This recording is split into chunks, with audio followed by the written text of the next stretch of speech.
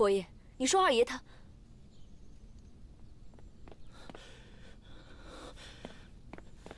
允彤呢？把允彤给我。允彤，你要他干嘛？是啊，死人就是活人。我用允彤的力量就可以见到丫头，我要跟她在一起，去过我们两人的世界。我只想过我们两人的世界。把允彤给我。不行，我现在没有允彤。怎么可能没有允彤？怎么会没有允彤？我们出古墓的时候，把允彤给了张家人。我现在没有。不能没有允彤。啊，对了，我记得记载上面还有一个允彤。我现在就去找允彤，我现在就去找允彤。不要这样，你要冷静一点。现在天马上就要黑了，不如我们明早再从长计议，好不好？你说的对，现在天已经黑了，我还要准备一些东西。我们明天再上路，明天咱们一起上路。嗯，我先去准备，一起上路。看来今晚只能先稳住他了。你现在跟他说什么，他都不会听的。二爷现在是为情所困，受了这么大的刺激，恐怕一时好不了。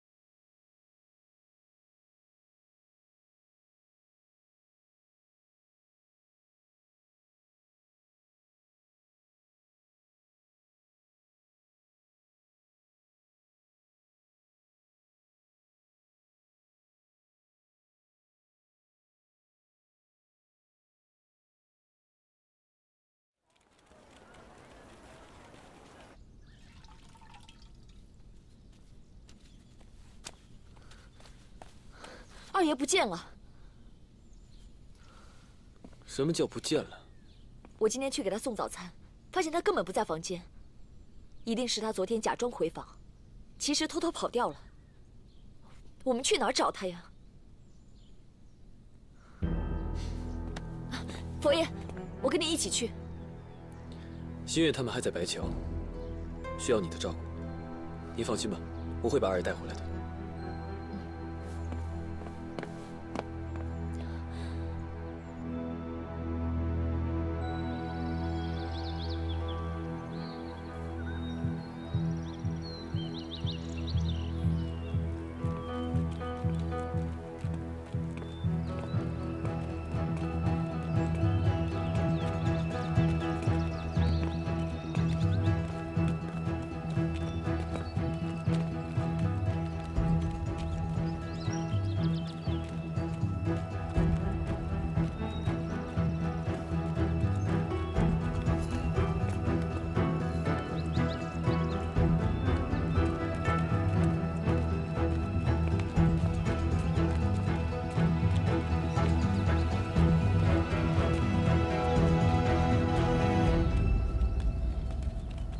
去苗寨沼泽只有这一条路，安二爷的脚程理应在这里遇上啊。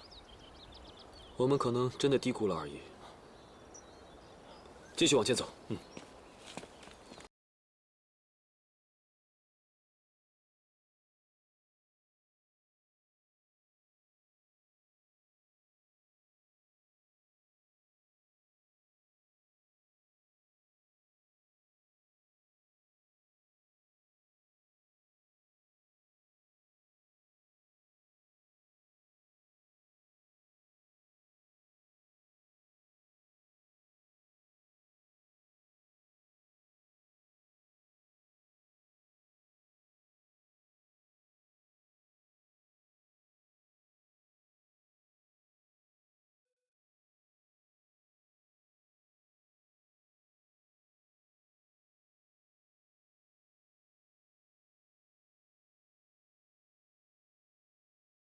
原来这峡谷就是允童砸出来的，真是鬼斧神工啊！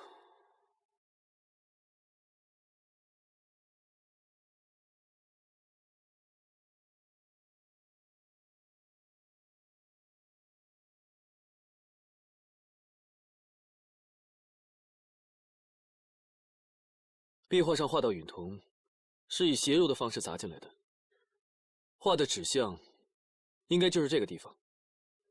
瀑布后面应该还会有山洞，你们分头去找。是。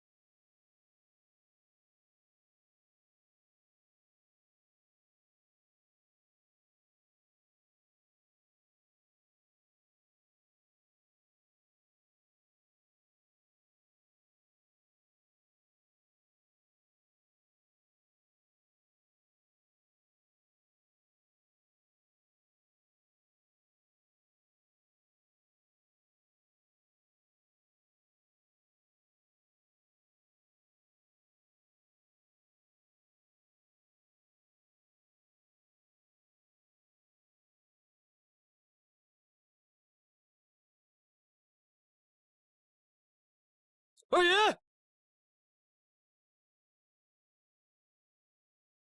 二爷！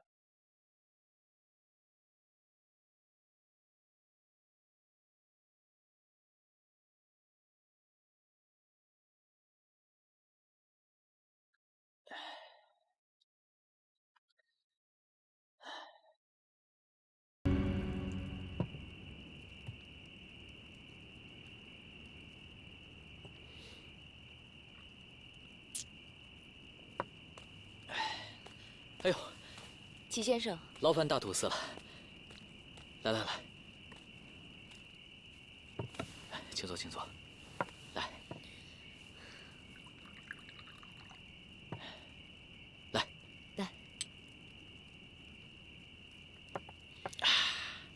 你说，这按道理，佛爷早该追上二爷一块儿回来了。可这么多天，一点消息都没有。嗨，佛爷亲自出马，这找是找得到的，只是怕……哎呀，往昔所造诸恶业，皆由无始贪嗔痴啊。二爷呢，他已经情入骨髓，难以抽离了。哎呀。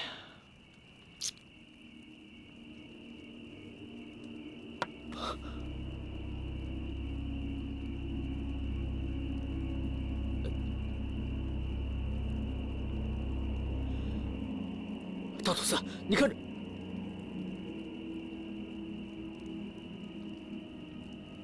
大土司，大土司，大土司，干嘛呢？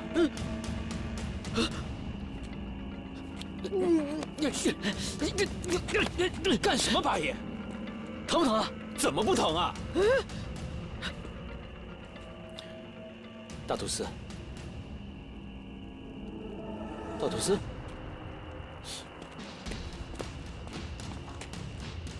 大土司，啊！哎呀，别叫了，大土司被定住了。你看这个月亮，它还倒挂着，这说明我们还在允同当中呢。这什么意思啊？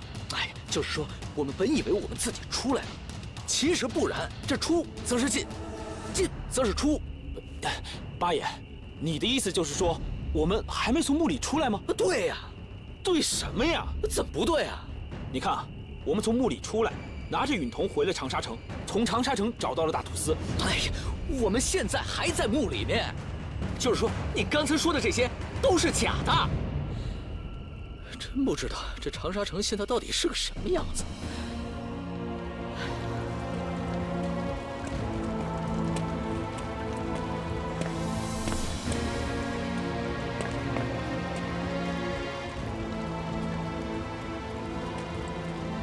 佛爷，醒过来！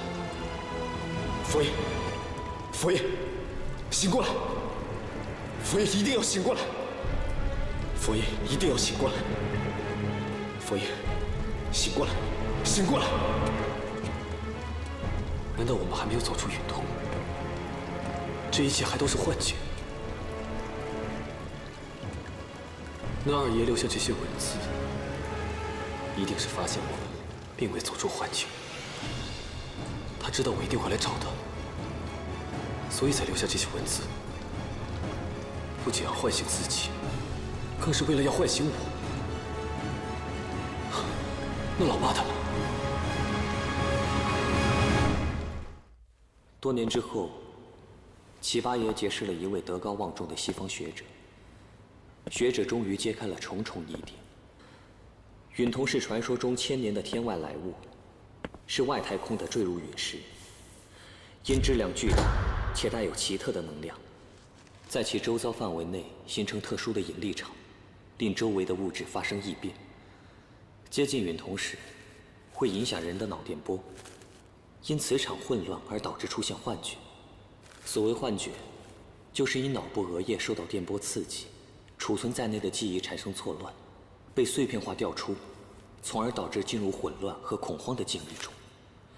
当更加接近时，进入到允同立场的直接领域中后，允同释放的能量会直接干扰人的脑神经，让被干扰者进入完全脑部高速活动的境界，并且同时被干扰人的脑电波会被放大后抽离，被允同能量影响的同时，也对其他同在领域中的人造成相互的影响。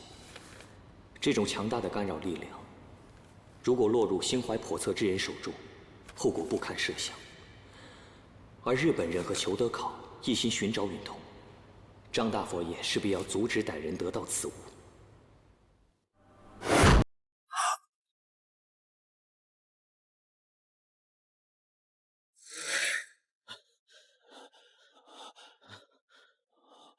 走，快走！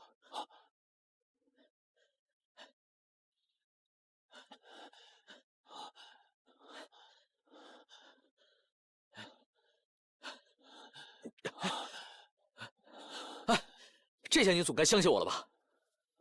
那佛爷和二爷岂不是？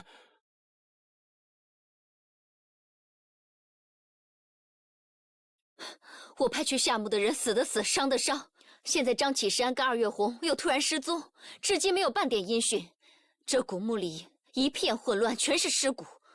如果我们再深挖下去的话，会特别困难。但是如果你现在不继续派人手找他们的话，他们逃出来，那陆长官怕是更不好跟上级交代了吧？上级已经对我开始怀疑了，已经要走了所有的资料。人多口杂，我如果再轻举妄动，很有可能会引出祸端。可是陆长官，这墓既然已经下了，可就没有退的道理了。难道你就不想看看这墓中宝贝的样子吗？难道您就心甘吗？这墓自然是要的，可是也不能操之过急呀！玉素则不答。说到底，这墓里的宝贝是一笔横财，可万一得罪了上级，我可就完蛋了。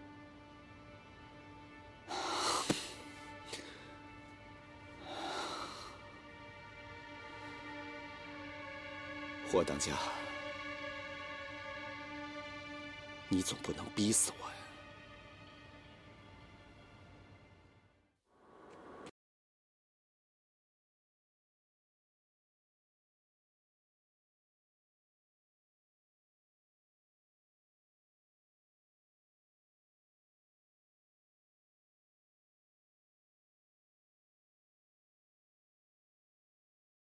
仍未脱身，还在云瞳中。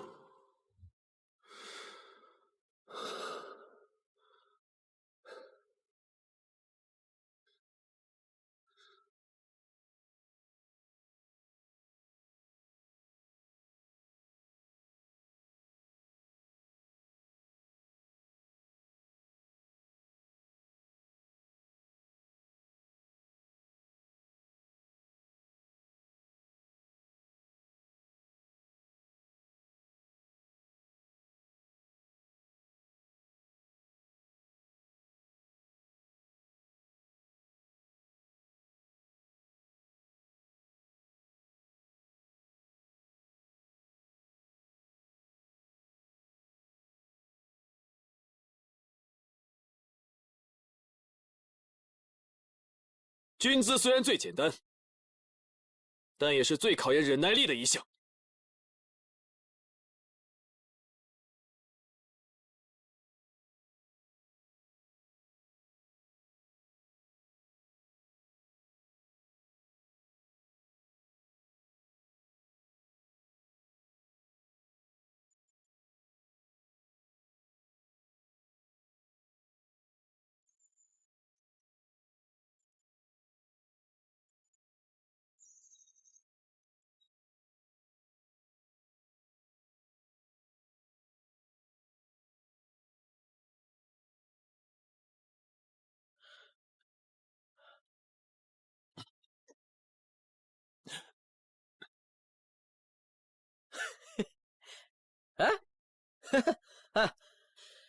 哎呀，我看你们一个两个都心浮气躁，这样很容易气息不稳呐。要想像咱们佛爷一样屹立不倒的话，就要做到一点，那就是静。心若静，体则凉。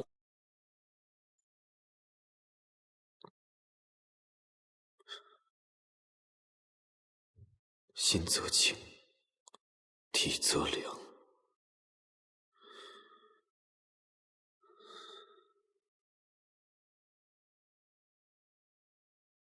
先生，谢谢。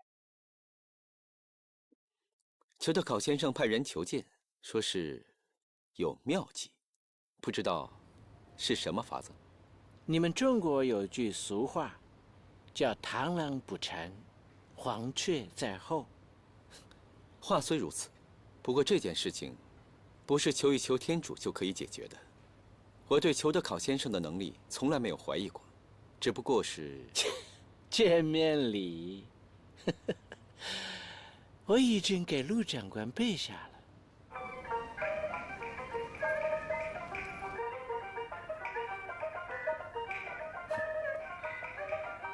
裘德考先生，我实在是没有时间在这里陪你看戏。你们中国文化博大精深，就像眼前这种在民间广为流传的把戏，皮影戏利用人物剪影进行表演，堪称精彩绝伦。先生，你就别卖关子了。礼到了，卢长官接着往下看就知道了。这出戏是我专程为陆长官所备，我猜陆长官一定没有看过，不如由我来给你解释一下。传说远古的时候，有一块运铜从天而降。这块巨大的运铜在进入大气层的时候，被分割成了3块。可是我实在是搞不明白，这跟我有什么关系？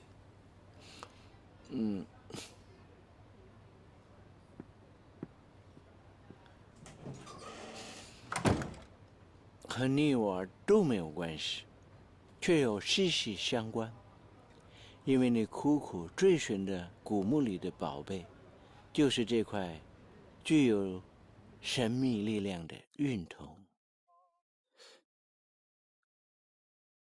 什么意思？这3块运铜分别坠落在不同的地方，一块被张家人收集了，藏在张家东北鼓楼，一块不知所终。还有最后一块被风水大师青屋子收藏了，藏在古墓之中。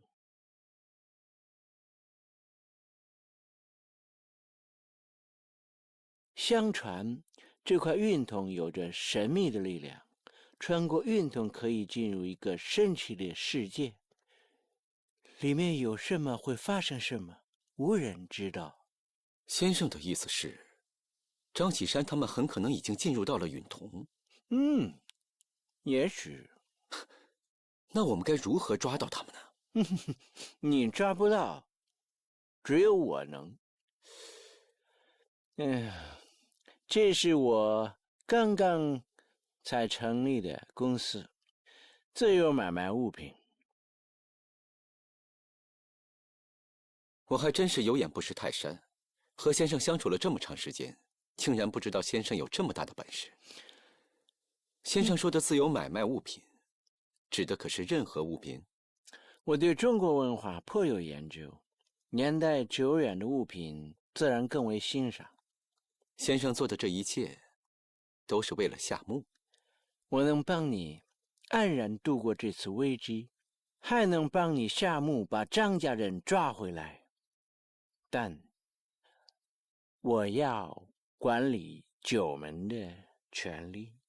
先生，之前你可不是这么说的。陆长官还有别的选择吗？先生有本事，众人周知。不过掌管九门这种事情，可不是了解中国文化、精通买卖物品就可以做到的。那就不妨让陆长官开开眼。拭目以待。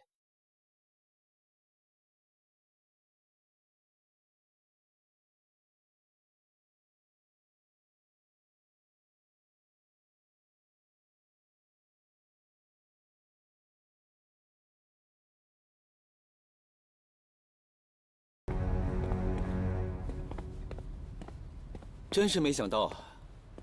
没想到先生还有这么大的一个秘密实验室，看来我真是小瞧你了。这些东西都是你在古墓当中收集的吗？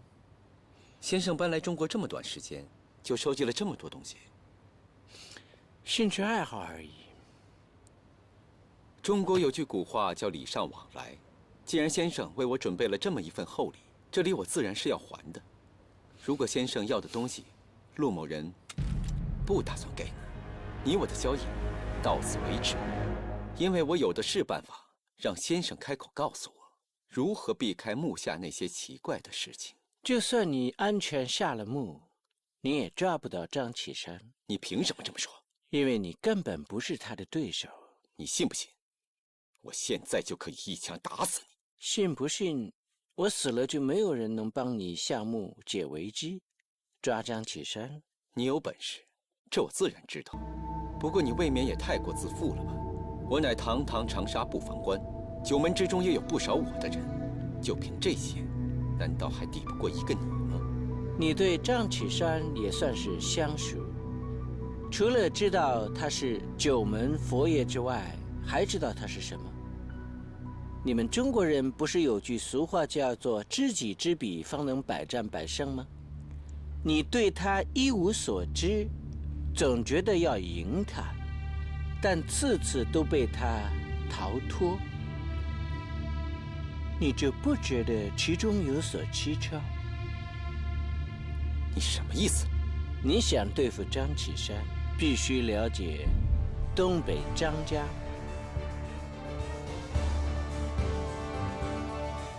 东北张家。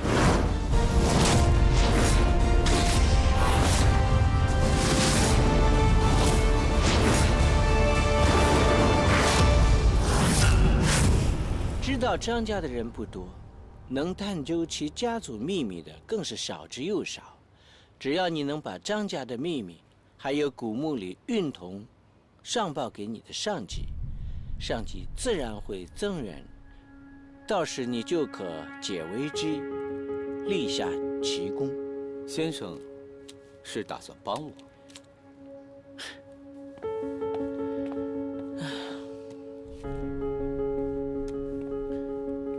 我提的条件，陆长官还有异议吗？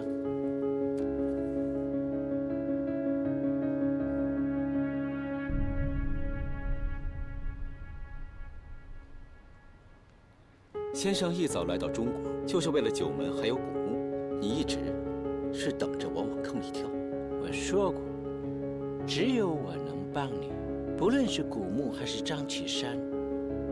先生这局布的确实够妙。为了古墓，收集了这么多资料，又在我俩的支持向我提出条件，这墓能下，九门又能得，真是稳赚不赔的买卖。不过，有一件事情我一直不明白，怎么先生会对九门的事情如此了解？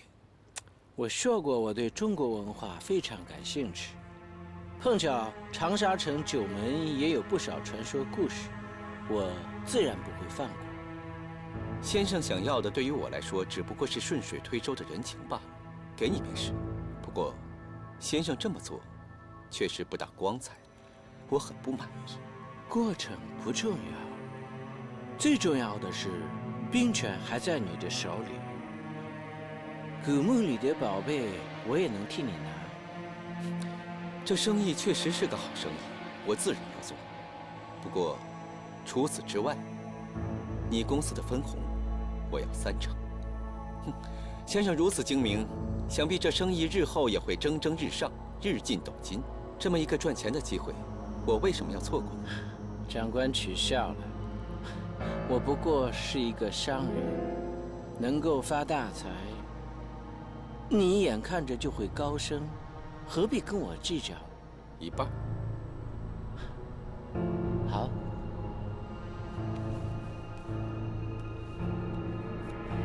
陆长官，以后我的公司还要托你的照顾。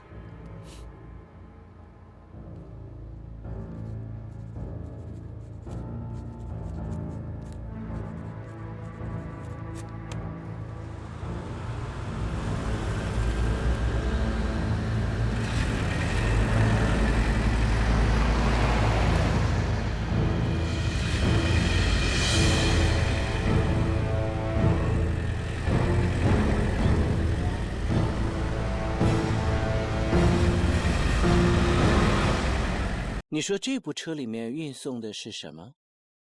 这不外乎就是商家运送的商品啊。不要用眼睛去看，要用心观察。肉眼会骗人，但事实不会。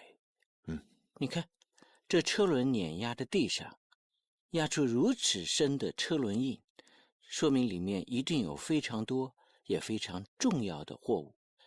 一般来说，这么多的货物走路上运输是划不来的，再加上货车上黑布盖得严严实实，我猜这里面一定是些不凡的宝贝。宝贝？那他们是要拉出去贩卖吗？时局动荡，卖怕是不可能，应该是怕这些东西放在家中不安全，所以要赶快运出去。这长沙城啊，如今动荡不安啊，所有人都在想退路。先生，您为什么还要执意下墓啊？一直以来，我费尽心力，走出99步，就是为了最后一步。这墓，如今我非去不可。这夏目凶险万分，只怕……恐惧都来源于想象。这墓再凶险，我也能化险为夷。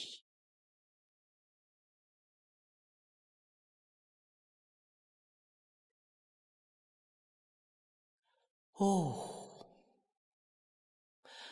裘德考先生，就带这么几个人手，恐怕是不行吧？要不要我加派一些人过来？不用费心，陆长官。有些事情不是人多就能办好。先生说的是，那我就在上面静候先生的佳音。等您上来之后，我一定大摆宴席，好好感谢先生的相助。目下之事你就不用担心，陆长官。你还是好好想想怎么管理好长沙，让上峰满意吧。好，不过这木下凶险万分，先生一定要格外小心才是。我很喜欢你们中国的一句俗话，叫做“不如虎穴，焉得虎子”。好，请。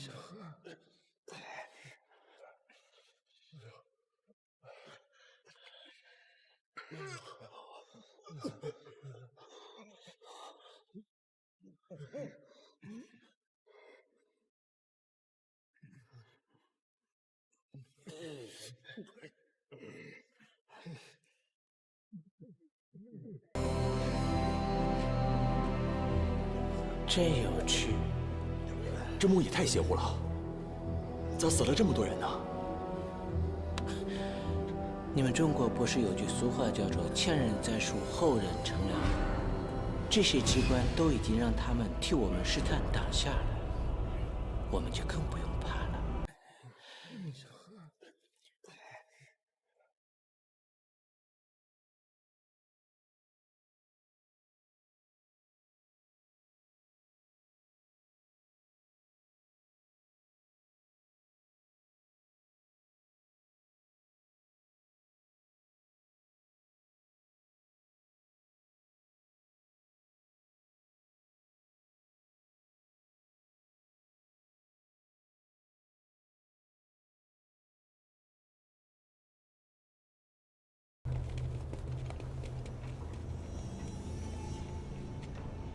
你怎么会在这儿？我可以带你进去。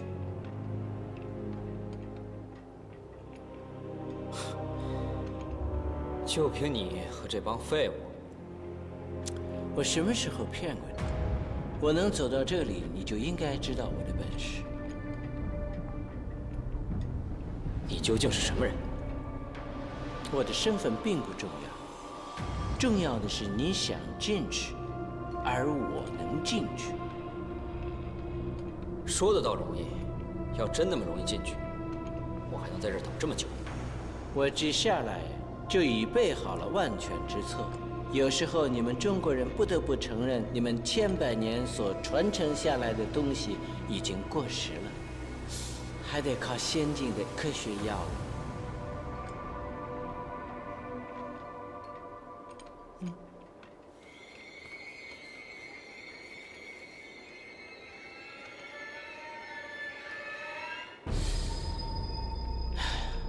你现在只能相信我。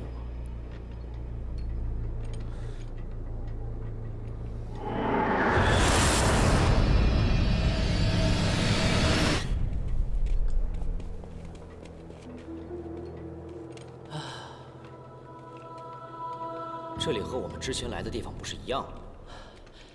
仔细看看，有什么不一样？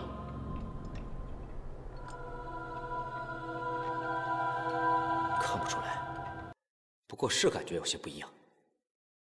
这就是中国人传说中的罗刹海市。你看，一切事物皆为颠倒。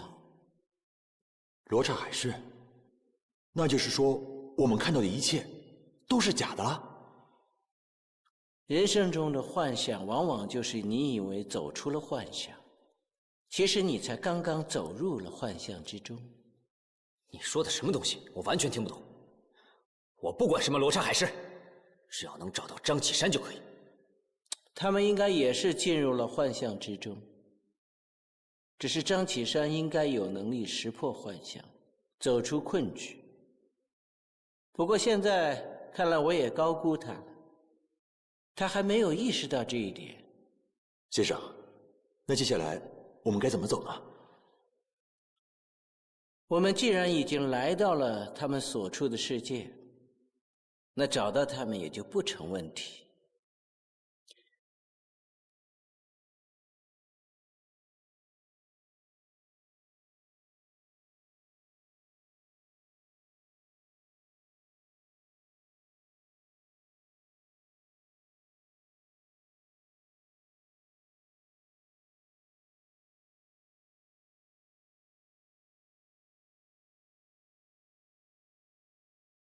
夫人，您都几日没有进食了，夫人，您吃点吧，再这样下去，身子会坏的。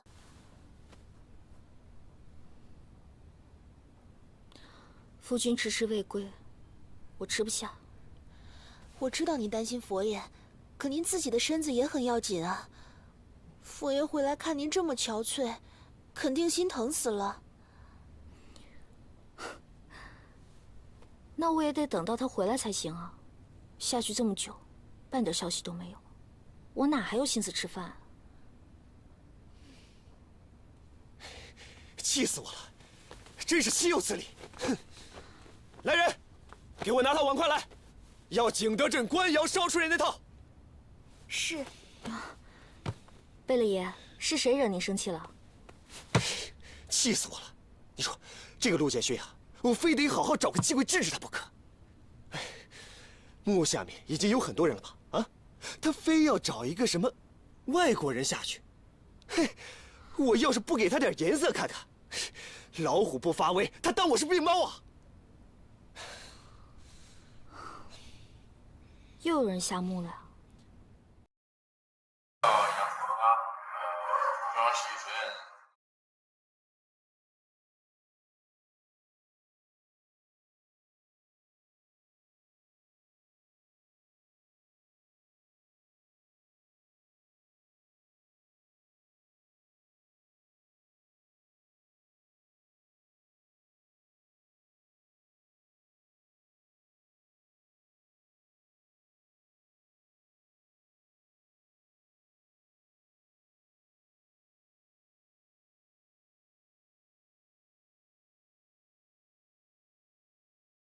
牵系你，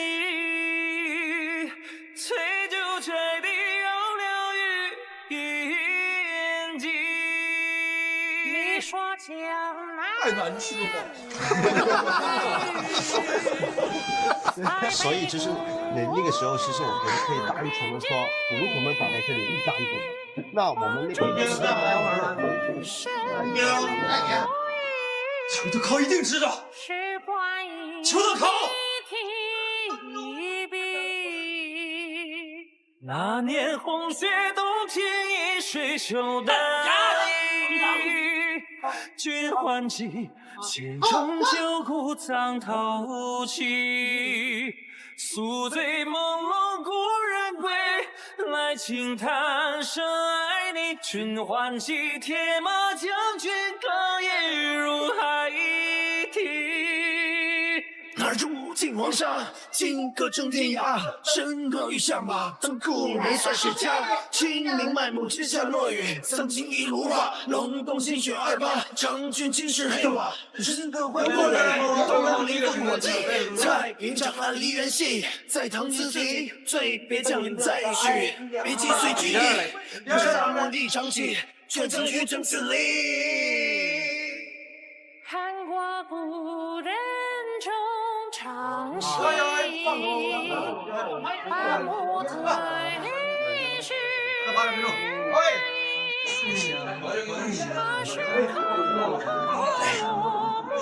来，谢谢你。君把江湖从此离。那年红雪冬天，一水袖单衣。君唤起心中旧故，苍陶无期。宿醉朦胧故人归，来轻叹生爱你。君唤起旧业历史，谁人负你？慢慢收回去了。嘿，不好意思，玩了一下。